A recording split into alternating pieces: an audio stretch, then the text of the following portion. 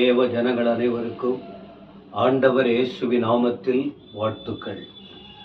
மீண்டும் ஒரு முறை இந்த வியாழக்கிழமை மாலை உங்களுக்கு வேதபடமாக ஆலயத்தில் ஆண்டுடைய வார்த்தைகளை நாங்கள் அறிவிக்கிறோம், உங்களுக்கும் சொல்லுகிறோம்.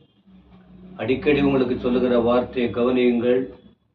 எல்லாம் ஒழிஞ்சு போயிடும், இந்த வேத வசனம் ஒழியாது. வேத வசனம் ஒழியாதது மட்டுமல்ல, அதில் உள்ள ஒரு உறுப்பு, அதற்குள் இருக்கிறதான சத்தியங்கள் அது மாறவே மாறாது. இந்த வார்த்தை கடைசி வரைக்கும் நிலைத்திருக்கும். எனவே இது அவசியமானது.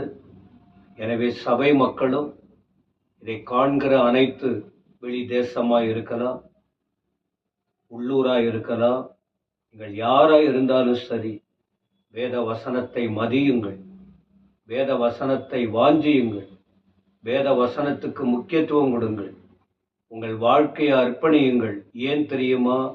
ஆண்டவர் சீக்கிரம் வரப்போகிறார். நாம் தேதி குறிப்பிடவில்லை, தேதி குறிப்பிடக்கூடாது, என யாருக்கும் தெரியாது. ஆண்டவரே சொல்றாரு, நானே அறியேன், என் பிதா மட்டும்தான் அறிவார். ஆனா ஆண்டவருக்கு தெரியும். ஆனா அவர் சொல்றாரு, எனக்கு தெரியாது, என் பிதாவுக்கு மட்டும்தான் தெரியும். அதனால நீங்க ஆயத்தமா இருக்கணும் என்று அவர் வருகைக்கு ஆயத்தமான அநேக விஷயங்களை ஆண்டவர் சொல்லி இருக்கிறார். அவருடைய வருகை எப்ப இருக்கும் தெரியாது, எப்படி இருக்கும் நமக்கு தெரியாது. ஆனா அவர் வருகையின் அடையாளங்கள் வேதத்தில் நாம படிக்கிறோம். பல தேவதாசர்கள் உங்களுக்கு சொல்லி கொண்டிருக்கிறார்கள், நானும் உங்களுக்கு சொல்லுகிறேன். வசனத்தை வைத்து அப்படியே 1 தெசலோனிக்கேயர் 5ஆம் அதிகாரத்தில் அதற்குட்பட்டதான வார்த்தையெல்லாம் பார்க்கிறோம். என்ன? 5:2 இரவிலே திருடன் வருகிற விதமாய் கர்த்தருடைய நாள் வரும் என்று நீங்கள் நன்றாய் அறிந்திருக்கிறீர்கள். பவுல் சொல்வதின் காரணம், ஏற்கனவே ஆண்டவர் இயேசு கிறிஸ்துவும் தெளிவாய் சொன்னார். ஆண்டுடைய வார்த்தைகளை அவ்வப்போது தெளிவாய் வெளிப்படுத்தி கொண்டிருக்கிறது. பவுலும் தனது நிருபங்களில் அவர் வருகையை குறித்ததான துல்லியமான வார்த்தைகளை விளக்கி அன்றைக்குள்ள சபைகளுக்கும் இன்றைக்கு நமக்கும் அறிந்து கொள்ளும் வண்ணமாய், புரிந்து கொள்ளும் வண்ணமாய் இந்த வார்த்தைகள் சொல்லப்பட்டிருக்கிறது. ஆகவே அவருடைய வருகை சீக்கிரம். அவர் எப்படி எழுந்தருளி போனாரோ அப்படியே வருவார் என்று உங்களுக்கு நாங்கள் சொல்லி இருக்கிறோம். ஆண்டவருடைய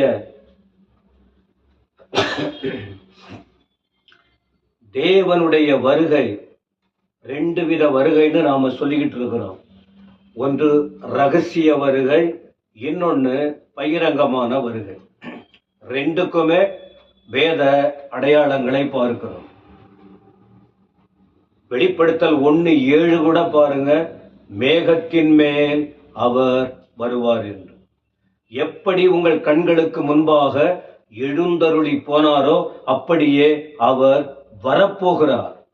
மேகத்தின் மேல் எடுத்துக்கொள்ளப்பட்டார், மேகத்தின் மேல் அவர் மீண்டும் இறங்கி வருவார். இதுல எந்த மாற்றமும் இல்லை.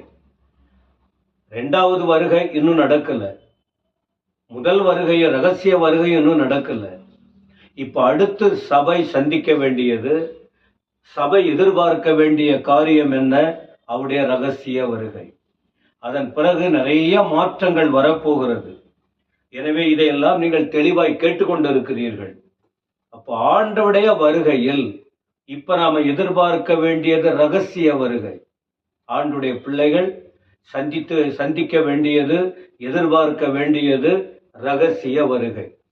இந்த வருகையில் நாம போய் சேரணும்னா, ஆண்டவர் வரும்போது அவர் வருகையில் நாம போய் சேரணும்னா, அவரோடு இருக்க வேண்டுமானால், அவர் சத்தம் கேட்க வேண்டுமானால் 1 தெசலோனிக்கேயர் 5ஆம் அதிகாரத்தில் இந்த வருகையை ஒட்டியதான வார்த்தைகள் முதல் நிருபத்திலும் 2ஆம் நிருபத்திலும் அதிகமாகவே நாம் பார்க்கிறோம், படிக்கிறோம்.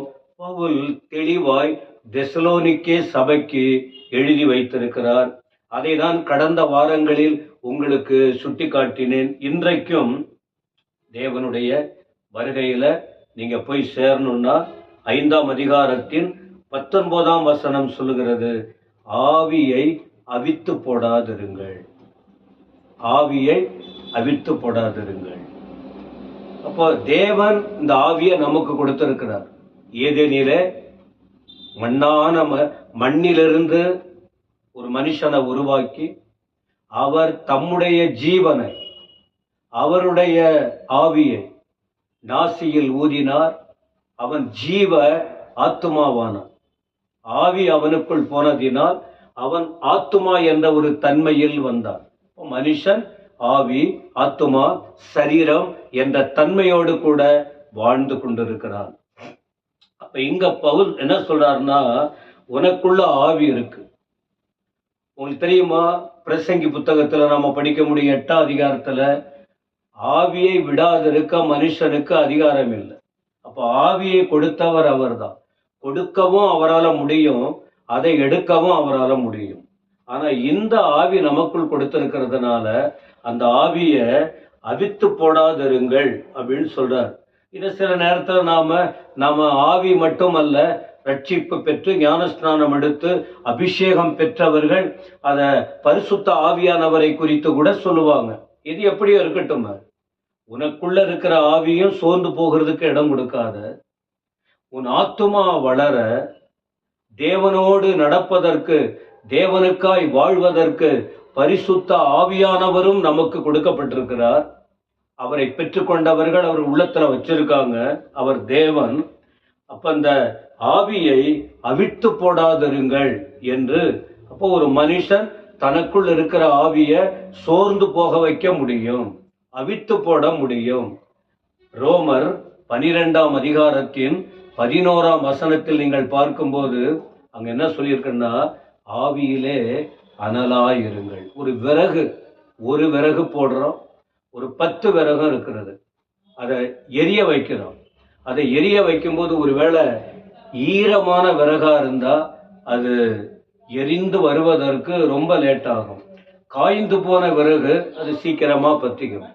ஆனா சில நேரத்தில் அதை எரிய வைத்த பிறகு மேலும் மேலும் விறக வைக்காம ஏற்கனவே இருந்த விறகு அது எரிஞ்சு அப்படியே போயிடுச்சுன்னு சொன்னா அது அப்படியே திரும்ப அது நெருப்பு வர வாய்ப்பு இல்லை, தணிந்து போகும், அவிந்து போகும், அனல் இருக்காது.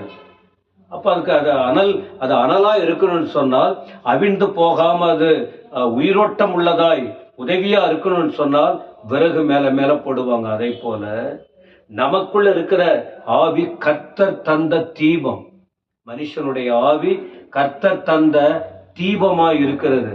அது எல்லாம் உள்ளத்தில் இருக்கிற எல்லாவற்றையும் ஆராய்ந்து பார்க்கக்கூடிய ஒன்று. அப்ப இந்த ஆவியை, கர்த்தர் கொடுத்த தீபத்தை நாம அவிழ்த்து போட முடியும், அதை அனல் இல்லாமல் பண்ணிவிட முடியும். உலக காரியத்திலே ஈடுபடும் போது, உலக பாவத்திற்கு போகும்போது, வேத வசனத்தை விட்டு விலகும் போது, ஆலய தொடர்பை விலகும் போது, ஜெபம் இல்லாமல் இருக்கும்போது, பரிசுத்த ஆவிக்குள் நிறைந்து ஜெபியாமல் இருக்கும்போது, மனுஷிக திட்டங்களுக்கு இடம் கொடுக்கும் போது, உலக வாழ்க்கையில் முழுவதுமாய் அர்ப்பணிக்கும் போது, தேவனுக்கு பயம் இல்லாமல் வாழும் போது, சத்துருக்கு இடம் கொடுக்கும் போது, வருகையை குறித்த பயம் இல்லாது இருக்கும் போது அந்த நிலைமைகள் வந்துவிடும். அப்போ சத்ருவானவன் அப்படியே உள்ள வந்து விடுவான், வாழ்க்கையை ஒன்றுமில்லாமல் செய்து விடுவான். எனவே பிரியமானவர்களே, உங்கள் ஆவியை குறித்து நீங்கள் ஜாக்கிரதையாய் இருக்க வேண்டும். ஆண்டுடைய வருகையில் பிரவேசிக்க வேண்டுமானால் உங்கள் ஆவியிலே அனலாய் இருக்க வேண்டும். எப்பொழுது அனலாய் இருக்க முடியும்? ஏற்கனவே சொன்ன, ஒரு எரிந்து கொண்டிருக்கிற நெருப்புல இன்னும் அதிகமான விறகுகளை போட்டு அதை அதிகமா எரிய வைக்கும் போது அந்த நெருப்பு அப்படியே, நெருப்பின் அனல் அப்படியே அதிகமாய் காணப்படுவதை போல நீங்கள் சபையிலே ஐக்கியம் கொண்டு, வேத வசனத்தில் ஐக்கியம் கொண்டு, பரிசுத்தவான்களோடு ஐக்கியமா இருந்து பரிசுத்த ஆவிக்குள் ஜெபம் பண்ணி கர்த்தரோடு நடந்து கர்த்தருடைய பிரசன்னத்தில் நீங்கள் இருக்கும்போது அனலுள்ளவர்களாய் இருக்க முடியும். அனலுள்ள அனுபவம் இருந்தால் நீங்கள் பேசும்போது வல்லமை கடந்து வரும். நீங்கள் ஜெபிக்கும் போது விடுதலை கடந்து வரும். இயேசுவின் நாமத்தை உச்சரிக்கும் போது விடுதலை பெறுவீர்கள். பிசாசை எதிர்த்து நிற்க முடியும். அவன் உங்களை விட்டு ஓடி போவான். ஆண்டவர் உங்களை வல்லமையாய் பயன்படுத்துவார். பேதுரு வாழ்க்கையில் ஆவியை அவிழ்த்து போட்ட அனுபவம் இருந்தது. ஆவியை அவிழ்த்து போட்டார். ஆனால் ஆண்டவர் மீண்டும் அவரை உணர்த்தி, ஆண்டவர் அவருக்கு கொடுத்த அழைப்பை உணர்த்தி காட்டி அவரை உற்சாகப்படுத்தின போது எழும்பினார், பிரகாசித்தார், வார்த்தையை சொன்னார். அவர் ஆவி அனல் கொண்டது. வார்த்தையை பிரசங்கிக்க ஆரம்பித்தார். இதயங்கள் ஒப்பு கொடுத்தது. நாங்கள் என்ன செய்ய வேண்டும் என்று தங்கள் குறைகளை உணர்ந்தார்கள், அர்ப்பணித்தார்கள். ஆண்டவருக்காய் அவர்கள் ஒப்பு கொடுத்து ஞானஸ்நானம் எடுத்தார்கள். ஆண்டுடைய வார்த்தை அவ்வளவு வல்லமையாய் புறப்பட்டது. எனவே கர்த்தருடைய சமூகத்தில் இருங்கள், வசனத்தை தியானியுங்கள். நீங்கள் வசனத்தை கேட்கும் போது ஆவி உற்சாகம் அடையும், அக்கினி மூலம்.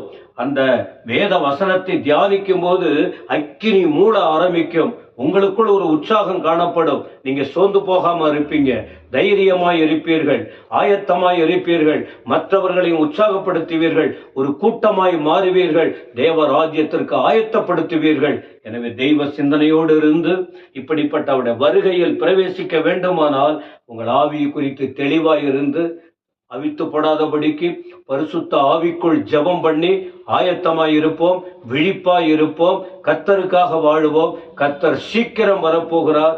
அவர் வருகையில் பிரவேசிக்க தேவன் உங்களுக்கு அந்த நல் கிருபைகளை, எனக்கும் உங்களுக்கும் மற்றவர்களுக்கும் அந்த கிருபைகளை தருவாராக. கர்த்தர் உங்களை ஆசீர்வதிப்பாராக. ஆமென், ஆமென்.